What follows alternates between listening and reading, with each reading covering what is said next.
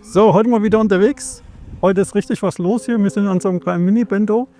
Wirklich nicht viel, ist eigentlich nur eine kleine Halle. Ein bisschen anderes Zeug hinten dran noch, aber wirklich gar nichts Besonderes. Aber ist besser wie immer nur auf dem freien Feld zu fliegen mit 1, 2 Bäumchen. Deswegen wird bestimmt Spaß machen. Ja, ich denke mal nicht, dass ich so viel zum Fliegen komme. Es sind auch viele Leute da, das macht nichts. Ein bisschen mit den Leuten schwitzen und ja, macht auch Spaß und Laune. Und außerdem ist es sehr, sehr windig. Also ich bin mal gespannt, ob das geht heute alles. Hier ist ein schöner Kran aufgebaut, auch wenn es mich da oben wegbläst. Hier sind überall normale Wohnhäuser ringsrum. Wäre vielleicht nicht so praktisch, wenn man da ein bisschen irgendwo crasht und irgendwo reinfliegt. Deswegen muss ich ein bisschen aufpassen. Aber so 1, 2 Packs werde ich fliegen. Ja, wenn ihr Bock habt, begleitet mich einfach.